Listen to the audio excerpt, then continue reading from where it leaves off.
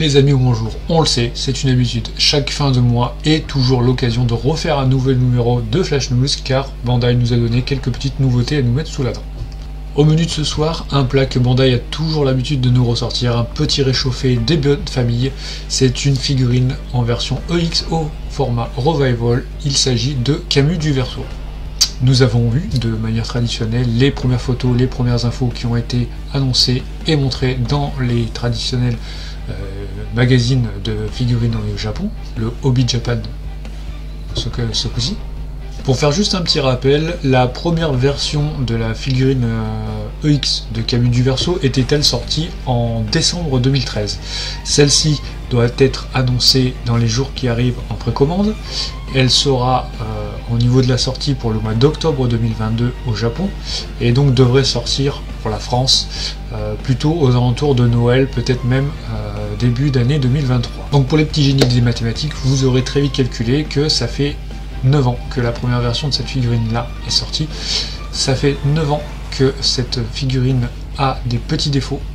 Des petits défauts qui, selon se réfère à ce que l'on a vu en photo, devraient être corrigés. On devrait avoir des visages beaucoup plus fidèles, beaucoup plus précis, détaillés, beaucoup plus fins. Oui. Et surtout, on va avoir ces fameuses cuissardes avec double design. Donc le premier design avec ces petites volutes que l'on a actuellement sur la première version et une paire de cuissardes vierges qui correspond à ce que l'on connaît du dessin animé, du personnage dans le dessin animé. Donc c'est une figurine qui sera proposée au Japon au tarif de 12 100 yens, donc ce qui fait un équivalent à peu près aux alentours des 90 € en France. Comme je vous l'ai dit, bien qu'elle ne soit pas encore annoncée en version européenne, on sait très bien qu'on va y avoir droit et je pense qu'on peut faire le pari de l'avoir sous le sapin pour Noël. Comme d'habitude, on en profite pour ajouter cette nouvelle sortie au planning des sorties japonaises. Deuxième annonce qui a été faite à travers ce journaux là au même moment, c'est une version ombrée d'un personnage qui est en format Miklos classique. Bien qu'on ait le droit simplement qu'à la silhouette du personnage, les fans de Senseiya auront très facilement reconnu qu'il s'agit de Babel du Centaure. On peut se poser la question pourquoi Bandai a choisi de nous montrer seulement la silhouette de ce personnage, puisque à travers des différents salons, notamment en novembre 2021 et en février 2022, nous avons déjà eu des versions, on va dire, de démonstration à travers ces salons d'une figurine quasiment aboutie.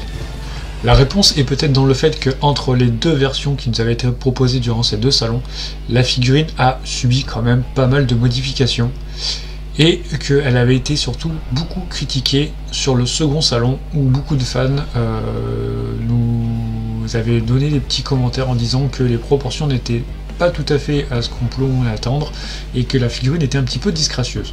Quel look Bandai va-t-il garder pour sa figurine? La première, la deuxième version ou alors une troisième version?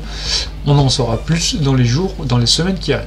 Donc bien sûr, pour cette figurine, à l'état où nous en sommes, on n'a aucune date de sortie, on n'a aucun prix, on a forcément juste cette silhouette-là à se mettre sous la dent.